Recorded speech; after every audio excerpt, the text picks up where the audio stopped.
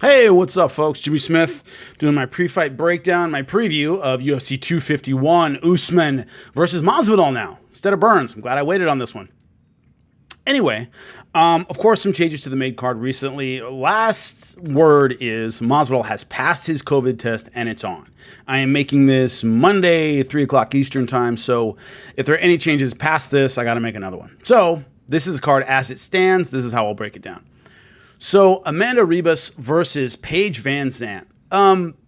First fight of the main card, women's flyweight bout. It's funny to me that 115 is an embarrassment of riches compared to every other women's division. 25 is a wasteland, 35 is a wasteland, 45's. They're all one-woman shows. Shevchenko at 25 and then Nunes at 35 and 45. There's just nobody out there. 115 is stacked from top to bottom. It's a really competitive division. It's very interesting that Weili Zhang is as good as her last performance was against Joanna Jędrzejczyk. That could be a rematch. It could be Rose if she wins. Tatiana Suarez is waiting in the wings. I would put Amanda Ribas in that category of possible contender. So her versus Paige Vanzant. What do we know about Ribas? She's aggressive, very good ground game. I loved her fight IQ in the Mackenzie Dern fight. Kept range very, very well. None of the takedowns worked. Great combinations, good power when she wanted it, but she stuck to the game plan. And you could see Dern doing all kinds of things, a ton of funk to try to get this fight to the ground, and she wasn't falling for any of it. She didn't get overly aggressive when she would hurt her or knock her down. It wasn't like leaping on top of her and trying to finish. It was, okay, restart, don't get drawn into this jiu-jitsu game. So I like that IQ, and I like that ability to stay with the game plan. Even when emotionally you might want to jump the gun, she didn't ever do that. Paige Vanzant is solid, I think unspectacular. She's good, she has some good wins over some decent names, but if you looked at her last fight, and the thing about it to me, the last fight against Ostovich was winning that fight, was hitting her at will, taking her down at will in the first round. Everything was going her way. Paige Vanzant really didn't seem to have great timing. She wasn't able to get her offense going. Then in round two, if you remember the fight, Ostovich tried to take the back, was too high, got rolled over, and then boom, it was all Paige Vanzant. She was able to get the armbar finish. But up until that point, she was getting beat on the feet, she was getting beat on the ground. I mean, everywhere Ostovich went, she was beating Vanzant. Now, Vanzant, the name she's beaten, of course, Felice Herrig is good, Beck Rawlings is okay, Ostovich is all right. Not those contender names. Obviously, lost to Rose Namajunas. Michelle Watterson. It's one of those things where I don't think anything separates her from the pack, and it's going to take a more elite fighter to beat Ribas, in my opinion. Also, if you look at Paige Vanzant, she's been talking about everything else that makes her money other than fighting. I make more money on Instagram. I made more money on Dancing with the Stars. I'm like, why are you doing this then? The first thing I thought is if you make so much money doing this other stuff, which I do not bemoan, good for her, great. How seriously are you taking this sport? Is your heart and mind still in it when all you talk about is how much money you make doing other stuff? Especially in time of COVID where going to a gym is risky. Why are you doing this then? So I just wonder if her mind's really in it because she's talking about all these other opportunities she has. And usually when a fighter starts doing that, they're done. They're not in combat sports anymore. So that's my thing with Paige Vanzant. I think she's facing a superior opponent anyway. I would pick against her under the best of circumstances, but I don't know how much her head is in this. I would go with Amanda Ribas, probably by decision, just because finishes are hard at this weight class, but you never know. Jessica Andrade versus Rose Namajunas. I think it'll look like the rematch, look like the first fight, but I think Rose doesn't get caught in a slam this time. That's pretty much the deal. Remember, until she got slammed, Rose was owning this fight. Good combinations, good power. Jessica Andrade just did not seem to have any answer for the kickboxing of Rose Namajunas. And her comments after the fight, her head was not in it. She wore the championship belt very heavily. It seemed to weigh on her a lot. And she was still beating the piss out of Jessica Andrade until she got slammed. The only X factor here, now, of course, there's a grappling of Jessica Andrade. She may have gotten beat up in that first fight and said, I'm not kickboxing with her at all. Really worked on the takedown, really trying to get through the hands, and learned a lot from that first fight. That's certainly a possibility. That's an X factor. The other X factor is Rose Namajunas lost some family members, I don't know all the details, nobody does, to COVID. So it's been a rough few months for her. I'm hoping that it's one of those things that focuses her, and she had a great camp and all these things. I mean, camps are only so good right now, the way gyms are running, but that mentally it unburdened her. A lot of times fighting combat sports is your sanctuary. Everything is going wrong, but when you step into the octagon, nothing else matters. Hopefully it has that effect. And that Rose is able to kind of channel all those frustrations and all of the difficulties she's been having personally into a great performance against Jessica Andrade. That's what I'm hoping. And I think technically Rose has Andrade's number for the most part. So superior kickboxer, as long as she manages the range and stays accurate with her strikes, I think she wins. Once again, maybe late finish, but it's tough to finish in this weight class. So probably Rose by decision or late finish. But I think it's going to be an excellent fight. Future, Jan versus Jose Aldo. Look, we can talk all day about whether or not Jose Aldo deserves this shot. I don't think he does. No wins in the weight class coming off a loss. But doesn't mean he can't win. And I think it's a very important distinction to make, is that just because a lot of people, myself included, don't think he should get this title shot, doesn't mean he can't win it. He certainly can. It's a credit to Jose Aldo's greatness. And if you have a Mount Rushmore of MMA, a lot of people would put Jose Aldo on it. Greatest featherweight of all time, in my opinion.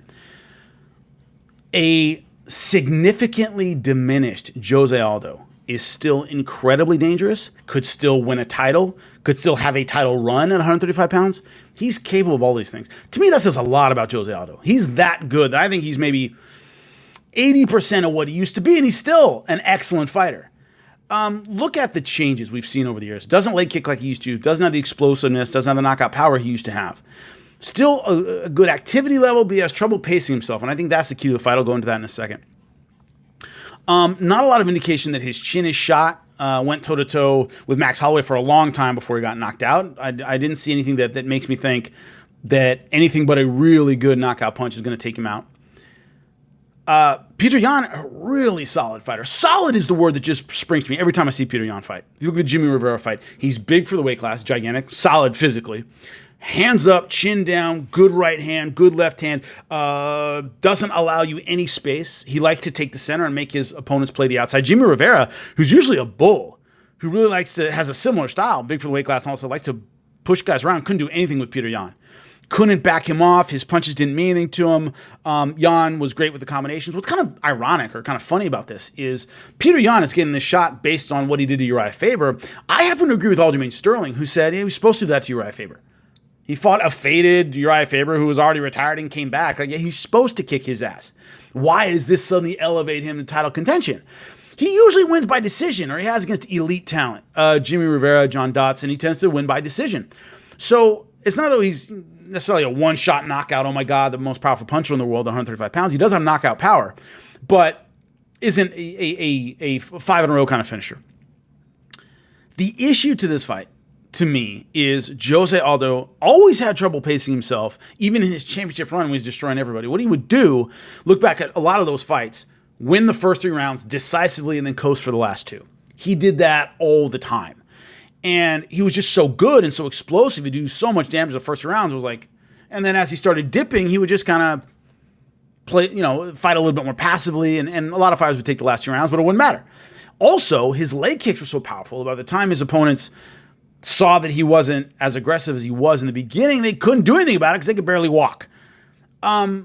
What we're seeing now with Jose Aldo later on in his career is he's having trouble pacing himself in even 3-round fights or even in rounds. That's what cost him against Marlon Moraes. I thought he won the Marlon Moraes fight by just a little bit. But the deal is he would keep the pressure on for like half the round and then let it off. Or the other way around, he would start slower and then finish strong. He had trouble putting together a solid 5 minutes of offense.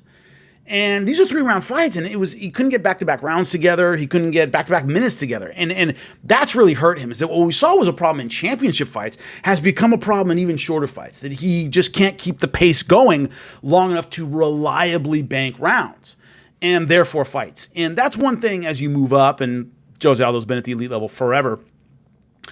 You win minutes, you win rounds, you win fights. And of course, Jose Aldo does have plenty of great knockouts on his resume. It was his ability to bank together 15 or more minutes of great fighting to win championship fights. He's been having trouble doing that in recent fights. And Peter Yan is, like I said, solid. He's not going to give away easy rounds. You got to work a lot to beat this guy. So far, no one's really given any problems with his chin. And Jose Aldo is not quite as explosive as he used to be. Put all that together, and I see Peter Yan by decision. And not that Jose Aldo can't win. He certainly can, but I think he's just up against a bigger, stronger guy who's younger, has more energy, more athleticism, and can keep the pace and pressure on for 25 minutes. And I don't think Jose Aldo at this point in his career can do that. So I got to go with Peter Yan by decision. Alexander Volkanovski, Max Holloway. This one's all over the board for me, and I'll tell you why.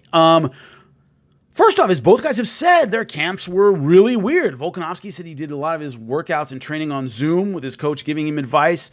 Max Holloway said he didn't do any sparring. Now, fighters lie. They lie all the time, especially about camp. They want to make themselves seem like, weaker. You want to make your opponent think that, oh man, I didn't get a great camp, and then you go in there and smoke them. Or they say, hey, everything was great, to make their opponent think that they have a ton of gas that they don't have. So everything with a grain of salt when you're talking about Volkanovski and Max Holloway's statements about their camps. But let's assume they didn't get full camps. These are guys that went a hard 25 minutes last time. Holloway is known for going a hard 25 minutes. He's made a career out of going a hard 25 minutes. So Volkanovski,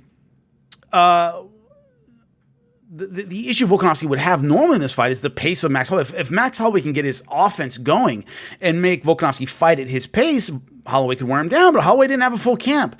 Holloway won last time by staying disciplined, not allowing himself to get drawn into exchanges. He stayed at distance, used his leg kick very, very well. And the problem with that in this case is Volkanovski has been very vocal about, I'm going to knock Holloway out this time. I'm going to finish him. I'm going to do this. I think that's the exact wrong attitude to have. Do what you did last time. Stay composed. Stay technical. Don't allow a brawl. Don't allow Max Holloway to push you into a pace that isn't comfortable for you. Right? Don't get in this Hawaii brawl with a Hawaiian fighter. That's the dumbest thing you could do. But I think the problem is Volkanovski right now is talking like he wants to do that. And I think that's terrible. But Holloway didn't have a full camp. So maybe if not a full camp, of course he had the length of the camp, but wasn't able to spar or anything like that. It could be if Volkanovski turns it on, he beats Holloway. So this one's like all over. This is a coin flip fight. I'm going to go with Volkanovski and assume a lot of what he said about Max Holloway is bravado. That he's just talking about, I'm going to finish him, this, and that. Once the fight starts, I think he stays composed. He does what he did last time and tries to stay at range and pick Max Holloway apart with good, solid counter punches and leg kicks. I think that's what he does. So let's go Volkanovski by decision. But this could be all over the place. This is a one fight I would not bet on, so just because there's so many X factors. Kamaru Usman versus Jorge Masvidal. I broke this one down for ESPN. What was it, a couple days ago, and I really believe in my heart of hearts there aren't many worse style matchups for Jorge Masvidal than Kamaru Usman.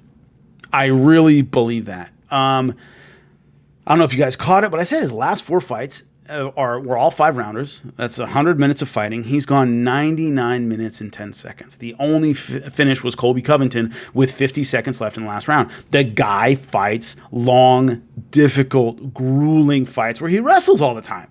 I was there when he faced RDA. I was there when he faced Damian Maia. And it was like a grapple fest. Clinch, wearing his opponents down. Masvidal doesn't want that kind of fight, especially on a short camp. With a full camp, I would say this is an uphill battle for Jorge Masvidal, stylistically. And then in a short camp, where you don't have the gas necessary to go 25 minutes against Kamaru Usman, I think it's the worst possible matchup for Jorge Masvidal right now. Sure, he's getting a Brinks truck full of money for this fight, a new contract that I'm sure pays him a ton. He had the UFC up against the wall and he took advantage of it. Great, good for him. But it doesn't change the X's and O's of this fight. Also, Jorge Masvidal spent a lot of his career at 155 pounds. Kamaru Usman couldn't make 155 unless you cut one of his limbs off. He's a much bigger guy. He's a lot stronger. Jorge Masvidal's resume, Ben Askren is the only great wrestler he beat, and that was by flying knee, which I don't see happening again. Even if he wanted to, Usman generally doesn't hit double legs from space. He clinches you, pushes you against the fence, and then it's, the simple double leg and snatch single leg. So even his takedown game is simple. He doesn't dive from the outside to go for anything. There's no reason why he should. Has a good chin. We haven't really seen him rocked or hurt very often. So against Jorge Masvidal, sure, Masvidal could knock him out, but I think he has basically 2 rounds to do it. So for all those reasons, I got to go with Kamaru Usman in this one. And last I saw was minus 300. I think that's worth $600 to win a couple hundred. The worst thing, if you're a Masvidal fan, the problem I have, which I am, I really like Masvidal. The problem I have is if Masvidal gets blown out, sorry about my phone there. This is a full division. And it's going to be very, very difficult for him to kind of get back in it. If he gets blown out, I mean, Colby Covington's ahead of him. You got Wonder Boy in the wings. He's very, very tough. There's some tough guys in there that are bad style matchups for Jorge Masvidal. So I don't think there are many good matchups for him at 170. I really don't. So if he loses this one, especially if it's a blowout, he takes a big step back. And is the money he got paid worth it? Maybe. Maybe it's that much money. The best possible outcome, of course, Masvidal might catch him early, knock him out, and he's the new champion. Certainly possible. The other thing is we see a great 2 rounds, 3 rounds, and then Usman starts taking over. What does that say? Wow, what if he had a full camp? God, if he can get a rematch, he can really do it. If he can have that kind of performance, we might see an immediate rematch. If he really gives him hell for 2.5, 3 rounds and then runs out of gas, most fans will understand it was because he didn't have a full camp. And with one, maybe he's the new champion. So if you're a Masvidal fan, that's what you're really hoping for. A, that he might catch him and knock him down and finish him. Unlikely, okay, in my opinion, simply because Usman, and also another thing, Usman was getting ready for Gilbert Burns, who's explosive and has great punches from medium range. So Usman was facing a striker different but similar in a lot of ways to Gilbert Burns, where an explosive medium range guy with really nice hands. So a lot of his training applies pretty well to Jorge Masvidal. Now Usman can take him down. I don't think he want to do that much against Gilbert Burns, but against Jorge Masvidal, sure, take him down, clinch him. Why not? Not known for his wrestling, not known for his jiu-jitsu from his butt. So Usman was getting ready for a guy who strikes at least the same range as Jorge Masvidal, and then add that, his ability to take him down. I think Kamaru Usman wins this one, probably by decision. Just Masvidal is a tough MFer. So probably Kamaru Usman by decision. So my picks are Ribas, Namajunas, Peter Yan, Volkanovski, and Usman. The one I would stay away from, if you possibly can, Volkanovski, Max Holloway. I would stay away from that one. There's so many X factors, and I don't know who's telling the truth about what. You never do. Anyway, I'll see you guys after the fight. I'll be doing the pre and post show for SiriusXM, so check it out if you can. Talk to you guys later.